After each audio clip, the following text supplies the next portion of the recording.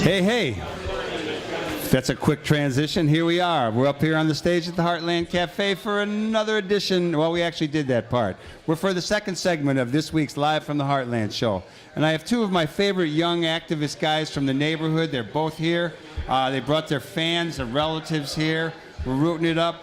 We've got Bob Fuller. In this corner, we've got Bob Fuller out of Nevada. And in this corner, we got J.D. Randall out of Kansas. Both of you guys ended up here in Chicago. Both of you are elected members of the local school councils. You're at Sullivan. That would be J.D. Randall at Sullivan. And Bob, you're over at the Field School. Is that both of the Field Schools? Or just no, that's just the original building, Field School. And that's the one where Lorenzo Trejo, who works at the Heartland, is on the council with you. All right. He's one of our favorite guys. He's not in the kitchen today, but he's there a lot. Well, anyhow, it was a great move forward, I believe, that when activists in Chicago got through the measure, and you can fill me in on the history of how the local school councils evolved and how they were started.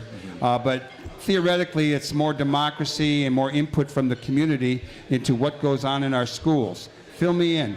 Yeah, so local school councils were sort of a dream of Mayor Harold Washington. And in 1987, the Illinois State Legislature passed a bill permitting each school in CPS to have their own local school council to make, management decisions and so on and so forth. So in 1987 was sort of when they started. Unfortunately, it was undermined when with Mayor Daley and the state legislature gave control of CPS to the mayor in the 90s.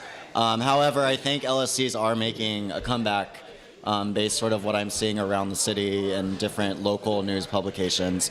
And, young people are getting more involved and more passionate because, like, Bob and I both probably sort of envision raising families here, sending them to CPS. And that's why one of the reasons I'm working to make sure CPS is the best it can be.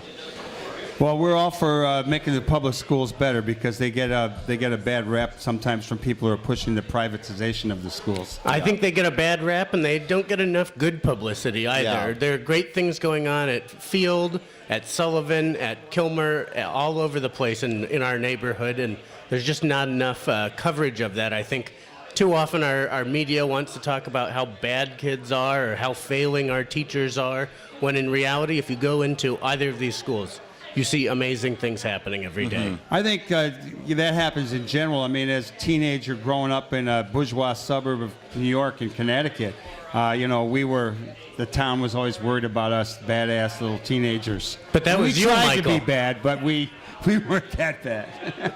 No, kids are great. And I got to say, one of the most wonderful experiences I've ever had in this neighborhood was at the invitation of a fellow member of the local school council at Field, that would be Lorenzo.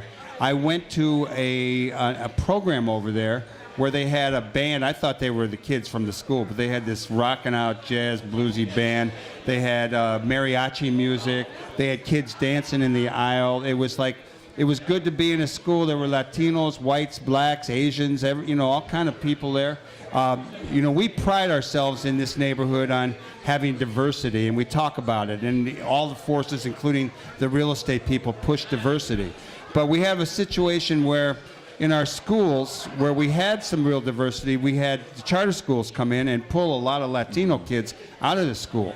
Tell me, I'm just talking a little bit. Tell me what the actual official job of the local school council member is. Sure. So the primary powers of the local school council and each individual member is pretty much holding the school accountable and representing the constituency that they have. So JD and myself, we both are community representatives. Neither of us have children enrolled in either of our schools, but it is our job to bring up the issues that the greater community non-parents have. And then there are parent representatives, obviously representing the parents, and then staff members as well as teachers. And while I think and Sullivan actually has one student on its LSC as well. I don't believe the elementary schools. Yeah, only at the high schools do they have a student representative. Right. But their primary power is holding the principal and the institution accountable, making sure that what's promised at the beginning of the year is actually happening. And they have the power, so they have budget approval power as well as the power to hire and fire the principal to a certain extent. It's not exactly that clear, but Yeah. So Sullivan actually just hired a new principal who began last August. Mr. Chad Adams, a Mississippi native, I believe, has been in Chicago, was at Harper High School for a couple of years. So if you're an NPR This American Life fan, you'll remember about a year ago they did a program on Harper High School and just the tragedy that exists in that neighborhood. So I had heard him on this, on This American Life. And then a month later, his application was in my hands for Sullivan High School. So I was really excited.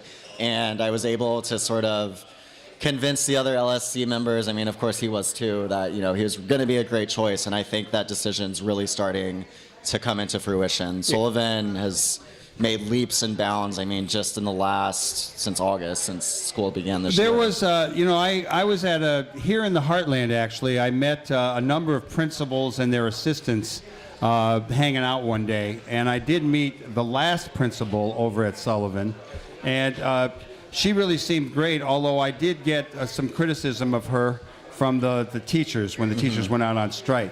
So just tell us briefly about your principal. You pretty much have done it, but do you think he'll be a good principal over there? Yeah. So I mean, he is hands-on is his main approach. You have a student who drops out or a student who's only showing up to school one day a week, he's going to be banging on their front door, harassing them essentially to get back in the classroom.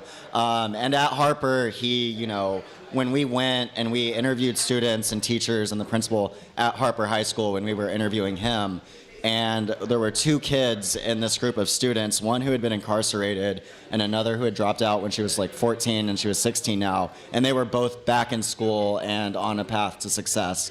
So I mean, that's the kind of person we want running our school, someone who puts the kids first and foremost, who can manage the teaching staff, showing them respect, but also making sure they're fulfilling their responsibility to the students. And I think he's doing a really nice job doing that. And most of the teachers agree. I would think teacher morale is way up. And he's a fun guy to talk to. He's a fun guy to talk to. He's very laid back. Speaking of fun guys to talk to, Brian Metcalf, who's the principal over at the Field School, is quite a nice guy.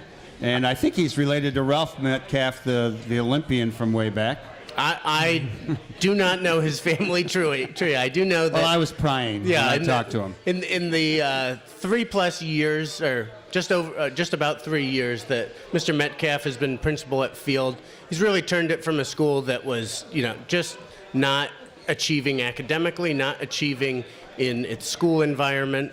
And today, I invite listeners and people here to come by and experience it. It is one of the most calm school environments you can imagine.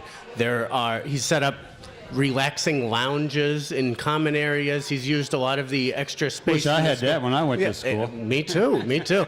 And has really built an environment where students are there to learn, and that's the primary thing that they're doing. They are achieving. They've made unbelievable gains while our standardized testing is not the most perfect system.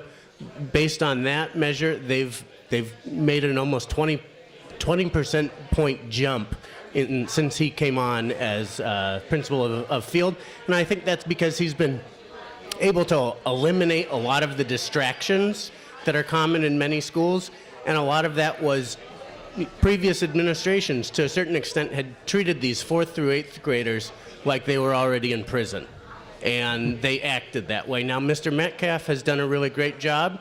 I sometimes have to hold him accountable to the things. He's done a really great job making sure that the students know that they're students and that they're there to learn, not to be punished. So let me understand.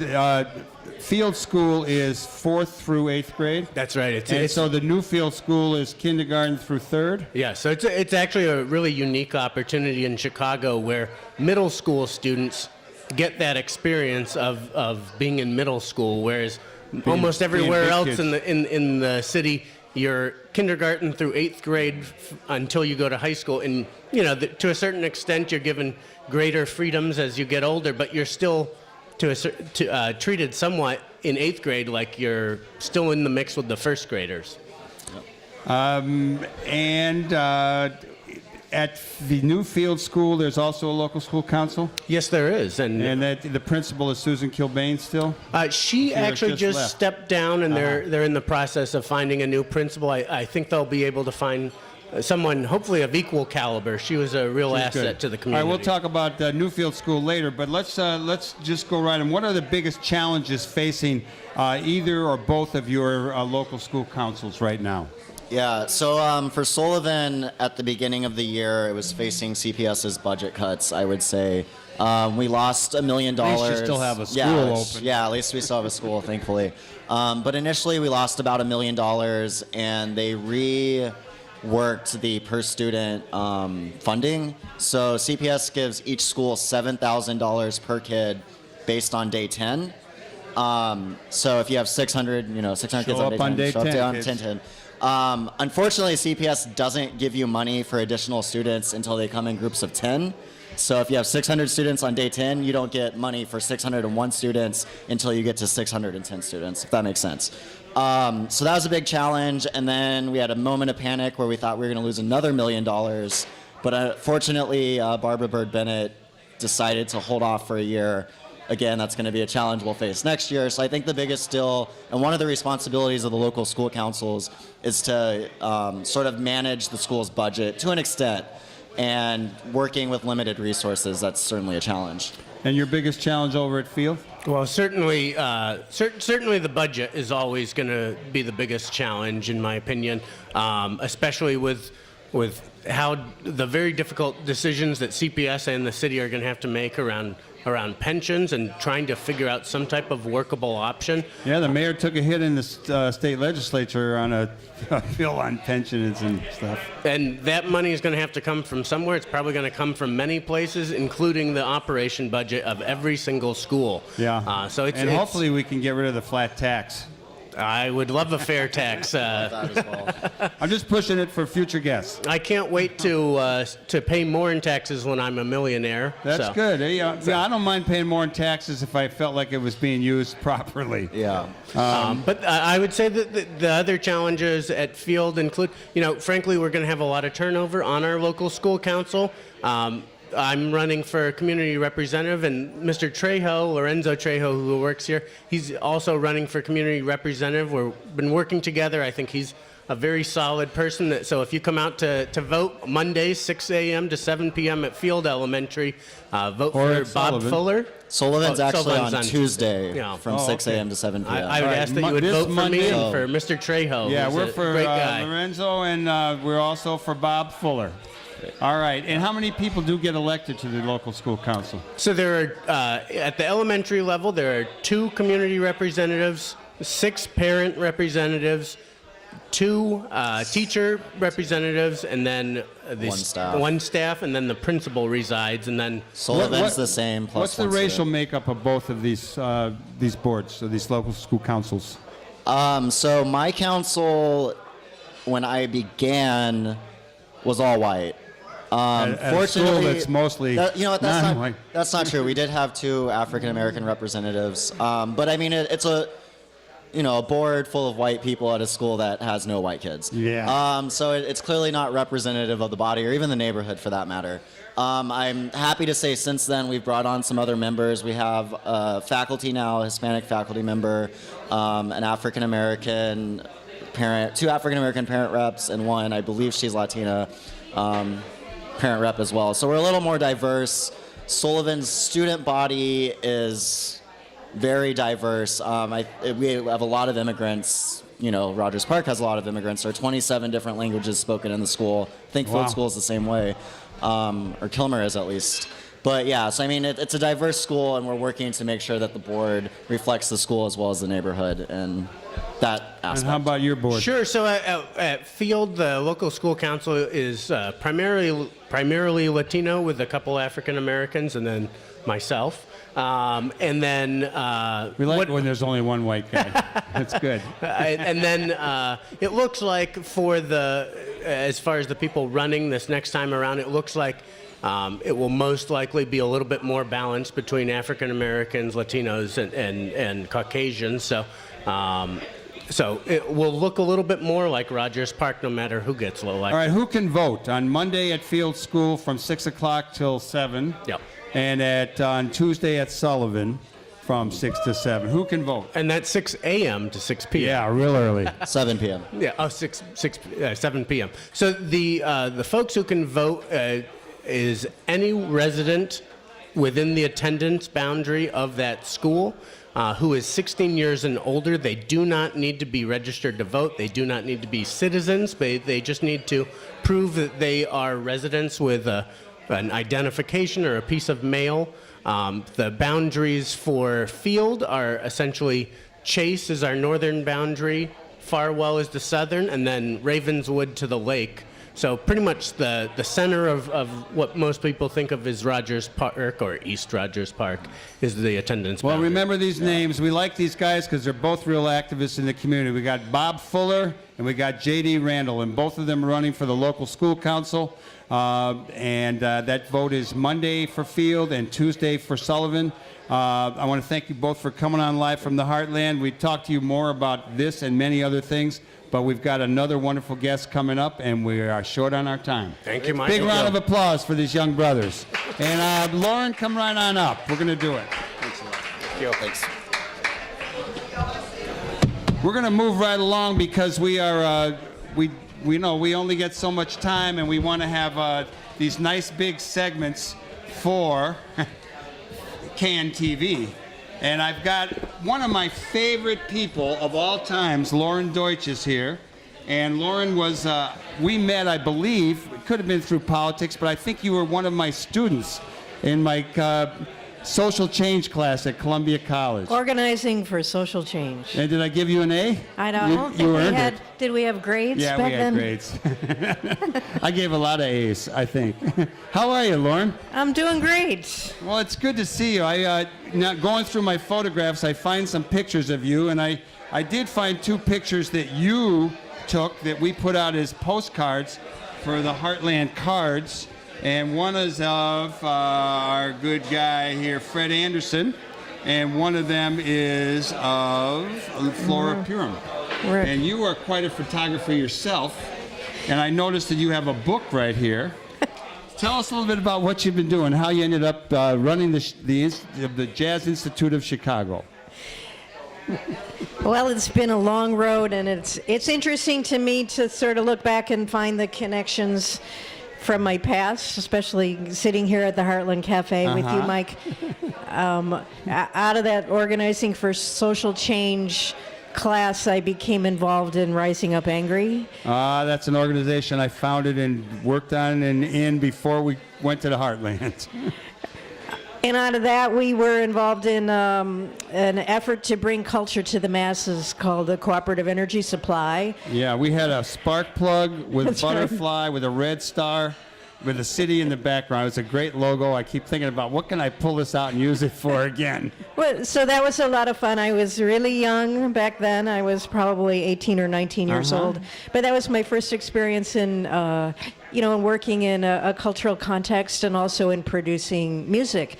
After that, actually, I produced a women's jazz festival with Helen Doria called... The late, great Helen Doria. We miss her so. Yeah, we all do. And that was called From Bessie to Billy to Now. I remember. And another one of my early independent music productions was right here with Charlie Hayden and Hamid Drake and Fred Anderson. Remember that? I do remember that. I think that was a benefit for the Nicaragua Solidarity Committee. Probably something like that. I don't remember. No, I remember when Charlie Hayden was here. That was something else. And all the rest of them backing him up. It was a great show. And in those days, I don't think we didn't record them on our phones, and We didn't I don't have think I have a phones. recording of that. Or I did find some pictures, I think, of that. Well, you're producing big events these days, and when did you get involved with the Jazz Institute of Chicago? Because you are the executive director.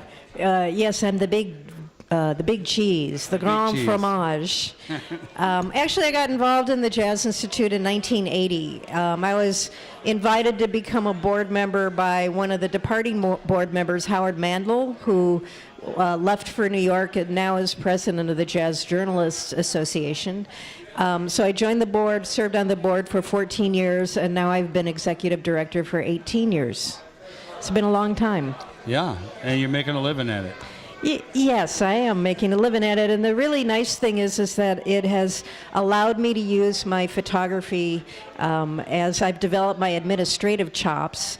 I photograph everything that I produce, and it's kept me kind of active as an artist who's really interested in photographing jazz. Well, I got to say, I love your photographs, and one that's not jazz is a picture of my son Jesse on my shoulders that I just love it. And, you know, I'm always been, you were one of my favorite students. We had some arguments politically afterwards as you became further left than me. And it looks like we're harmonious again. And it's amazing what old age does. Yeah, it does. I mean, I'm getting along with everybody. A lot of sects that I used to badmouth. It's like, hey, as long as you're against the you-know-who's, I'm for you. So, they're one of the reasons that you ended up on the radar for coming on the show, and I just found out from Katie, who was going out of town as I was coming back, that you were booked for this week, is that there is an event that people here in Rogers Park requested to do along with the Jazz Institute of Chicago, and there's a technical name for it, Jazz Chicago or something. Tell us about it and when this event is. Okay, the technical name is Jazz City. Jazz City. And Jazz City is a partnership that the Jazz Institute has had with the Chicago Park District for 17 years now.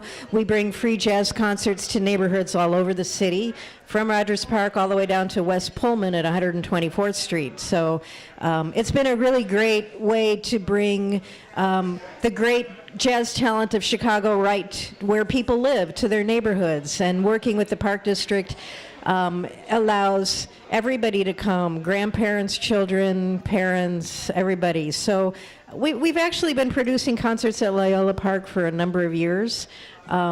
What is really special about this one is that Rogers Park has kind of risen up to become a part of the event, which is very fortuitous because it's also the 45th birthday of the Jazz Institute of Chicago. Next Friday, April 11th, at Loyola Park, we will be celebrating our 45th birthday with a big band concert with Burgess Gardner's Well-Oiled Jazz Machine.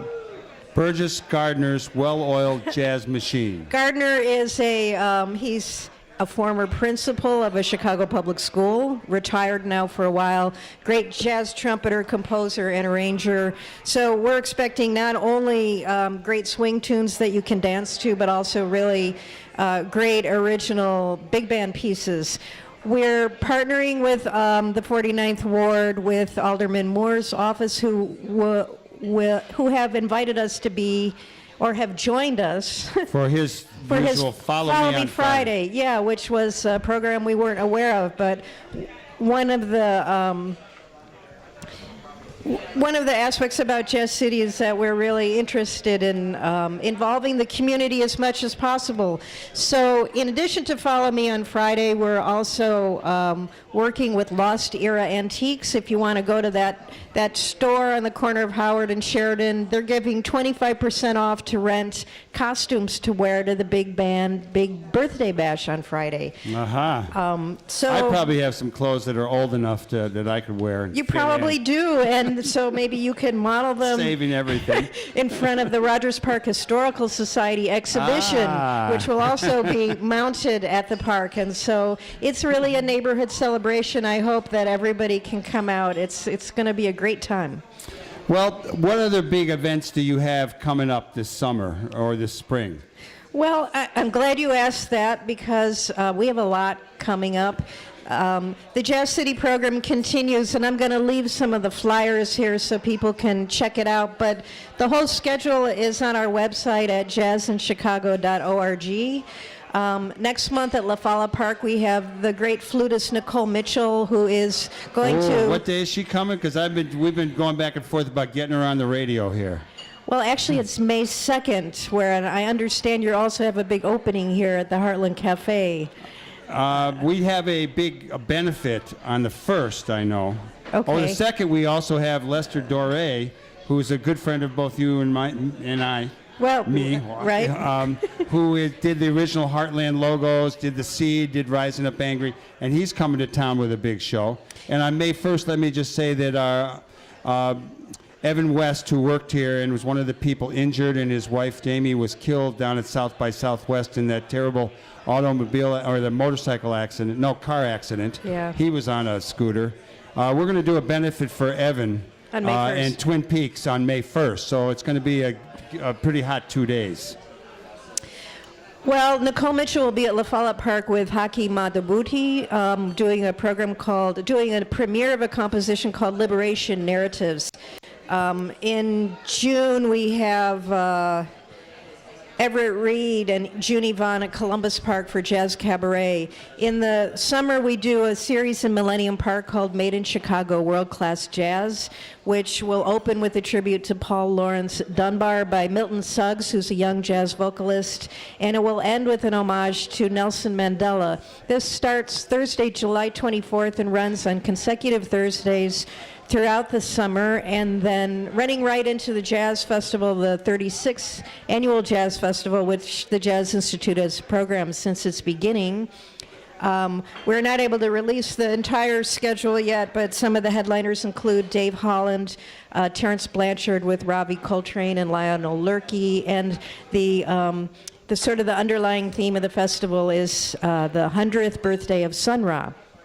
Oh, Sun Ra. Oh, Sun Ra. I saw him live at the Ann Arbor Blues and Jazz Festival. You know what? I had the great honor and privilege of hanging out with him backstage at the Jazz Festival in 1988. And I was scared to death, but I sat down with him, and he was actually really easy to talk to. And he gave me a little piece of wisdom that I like to share. He said, you know, most people say we have 6 senses. Or 5 senses. He probably says we got 10. No, he says the 7th sense is the sense of humor. He was something else. And you know, there is a guy who played with him who lives in the neighborhood, Phil Coran. Yeah. Kalon Phil Coran, who, you know, you can go back to. I just had Tom Dart on the show, the sheriff, and we were talking about when Phil Coran, in the late 50s, I think, went into the Cook County Jail and played some jazz dedicated to Malcolm X. Tell us a little bit about the local jazz scene. You know, I mean, we did a Sunday afternoon with William Perry. The late William Perry brought in a lot of musicians at the No Exit, you know, probably 10 years ago on Sunday afternoon. And I wonder how many other little things going on with jazz are around town that a lot of us don't know about unless we're really looking for it. Well, you know, if you want to be in the know, you can join the Jazz Institute. I'm going to join. Sign me up. I will talk about that, but I wanted just to take a minute to make sure that people know that April is actually Jazz Appreciation Month. And that's something that was started on a national level by the Smithsonian Institute. And it's really taken off over the last 10 years. And in the last 2 years, they've decided that April 30th is International Jazz Day. Last year, they had a big concert in Turkey, which featured Herbie Hancock and the really big jazz stars. It's going to be in Tokyo, Japan this year. So April's a really big jazz month. And so it's a good time to check out all of those little things that are going on in nooks and crannies. But I also want to, of course, tell you what the Jazz Institute is doing for... You got the microphone, dear. For Jazz Appreciation Month. We have a series that is at the Drake Hotel. Maybe the Drake was known for its big band dance programs back in the 30s and the 40s, but in its newer incarnation, we've been partnering with them for the last 3 years with a program called the Next Gen Jazz series. And in that, we are able to feature young emerging jazz musicians who may not have a name yet, but are really wonderfully talented. It's part of the Jazz Institute commitment to really supporting and nurturing and developing the next generation of jazz. It's free, so it's a great way to check out the Drake. It's in the Palm Court, really fancy schmancy, but you don't have to pay anything to go in.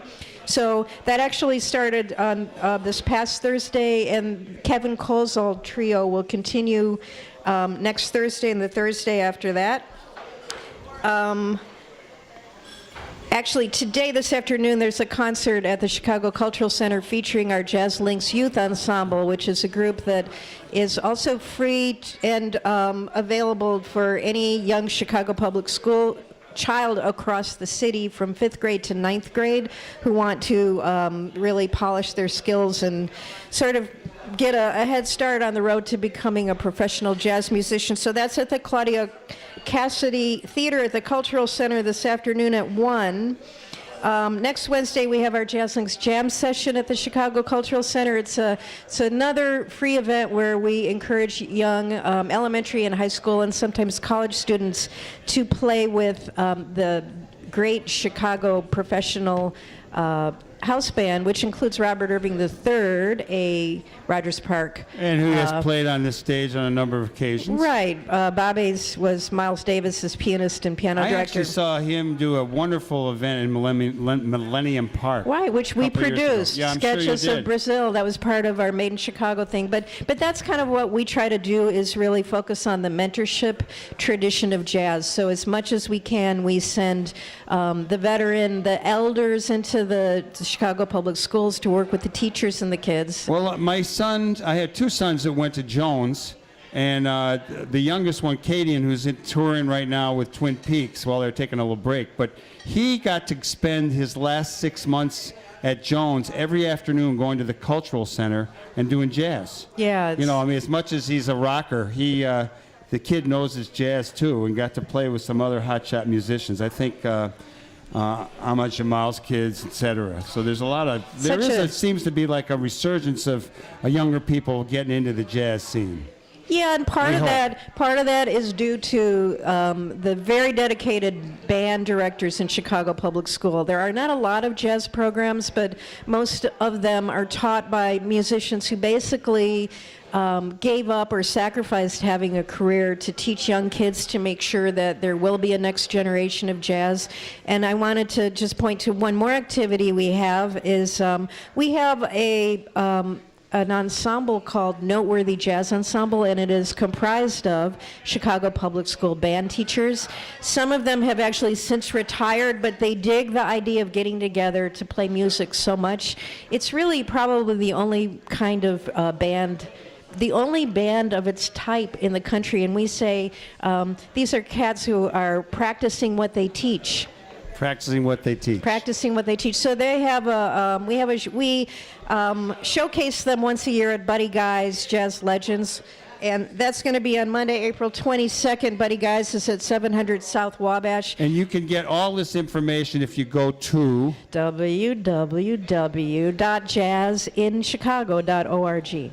You know, I get some information about what's going on. I find it very interesting. Steve Hashimoto. Yeah, he has news from the trenches. He sends it out. He's been doing that for years. For years. And he, he'll tell you about what it's like to just gigging and all the bad experiences, the good experiences, and, need someone to fill in for someone else. He also keeps us updated on the number of wonderful musicians who are passing away, seemingly pretty regularly, a lot of old guys out there. So you know about Steve Hashimoto and his news from the trenches. Yeah, actually, I think I have fallen off his mailing list for some reason, but... Steve, I know you don't get up this early, but you may be watching this on CAN TV, so I'm going to clue him in to put you back on. I love our jazz community. There are many people, so many people who believe in it and feel it so passionately that people like Steve, who really is a musician who works in the trenches, who does gigging jobs. Who did Rising Up Angry stuff when he was in a rock and roll band in the old days. And I don't remember that. But there's a lot of things I don't remember. Before Cooperative Energy Supply. You were young, Lauren.